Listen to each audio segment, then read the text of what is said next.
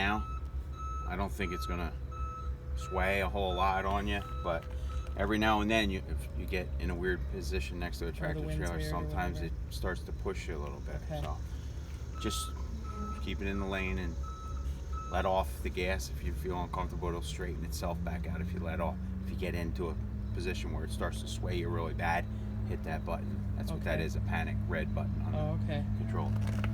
Okay, so what we're gonna do is we're gonna lift it up. You'll see the Jeep come up.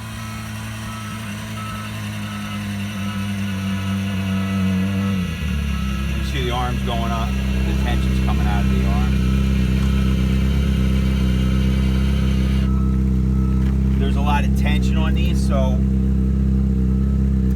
this bar actually allows you to snap them up and down if you don't feel comfortable. Is that what they call the persuader? Yeah, right. It's still pretty tight. You can feel it as you're releasing it. You feel that tension. Yep. Just keep jacking it up. Keep it couplered, but jack it up further. Oops. So is this hurting the Jeep by jacking it up? What's that? Is it hurting the Jeep at all to No. jack it up? No, it's just you're raising the suspension in the Jeep. It won't hurt it at all. It's as if you're going over bumps, you know, when the shock's compressing. Right. It won't hurt it at all. It's just this thing gets really tight. Okay. So there it's pretty loose. See, we're barely touching it. All right. Now I have it on 1, 2, 3, 4, the 5th ring from the end. That's where it needs to be. I understand. Now, if it's all the way down, you can't get it on that 5th ring. You have to coupler it this way to get the right tension on the bars. All right. Take it off. The bar's loose in here. There's a little bit of play. There's a pin, a gold pin right here. Just pull this pin. It's a little tight. It'll loosen up when the older they get, and then you might have to replace that over time because they wear out. You can get these pieces replaced. All right. And it's taken off. That's it. And that pin goes into that slot. And Goes into here. Okay. Correct. Now, when you put it back in, slide it in the hole, and you can just push it up. Okay. And move it around, make sure it doesn't fall out. Right. And then 1, 2, 3, 4, 5th one. Make sure the chain hangs down. Just use the top of the ring. Right. Hook it on. Hook it on the little hook inside there. See the little notch there? Yep. Take the bar. Put it on. Lift it up. Snaps it in place and put the pin in. Okay. That's it. And I just do that on both sides? Yeah, repeat the steps on the other side. And then I would put the sway bar on?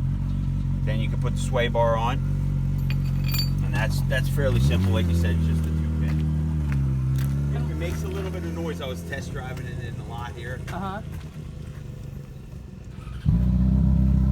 you'll hear a little clunk every now and then. What's that piece laying there? That, I'm going to put that through your coupler here. Okay. So you know it's latched down. So if you're messing with it, when you coupler it down and jack it up, if it's uncoupled, it's going to pop it up. So I'm going to put a pin there, and that pin will remind you to do that. So it just goes in like that, and then you'll see 2 grooves here and here. That's it. Same thing on this side. I know, right? Scary. But they really work. They do. That's it. And then, if it's too tight, sometimes the older they get, if you get dirt and stuff in here, it's like a hard composite plastic inside there, like a bushing. They'll squeak. It'll make noise, and you're gonna want to lube it, but don't, because you need that tension to grab. What this does is basically an arm between your truck and the trailer, and it doesn't allow. My arm can't bend here, so we it don't won't want let you it sway. able to move. You don't want it to slide real easy. I mean, sometimes these get rusted. You can clean the surfaces up, but don't put any paint or lubricant or anything on them. Maybe I can stop it a little bit if I tighten it like that. Tighten it back up. Just they're made like this, it does that. So when you hit bumps, you're gonna hear I'll hear it, and it but I clunks shouldn't really worry loud. about it. You can take it off. If you're not going on the highway right now, I wouldn't even use it. Just on long trips. So that's like tight. They say to get it to, I'll show you where. They say to bottom it out.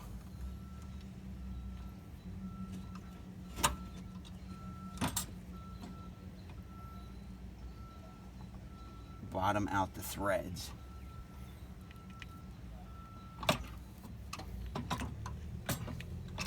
So that's bottom What all do the way they mean out by here. that? That it's coming out the other side of that? Like you can't really turn it anymore. Okay. So it's pretty tight there. And then if you need to, they say to use a quarter turn. Okay. All right. And then if that's not enough, go Then another keep quarter. trying. Yeah, right. Go another quarter. Cover, don't let the cover off. Now that's pretty tight. So we'll start there. How about that? And then Alright. if it's too tight for you, if it starts making a whole bunch of racket, I would just back it off a quarter turn. Or Okay. if you're going down the road and it starts to sway, do another quarter turn tighter. Okay. So now we're up in the air, and you'll see when I lower it. You see the arms start to get tighter. So it gets that bow in it. Right. And what that's doing is torquing. It's taking the weight off of the rear axle and torquing it into the hitch, into the front end of the vehicle, so that you don't get that tail sag like that. Yeah. As you're going down the road, it's not going to do this anymore when you're driving.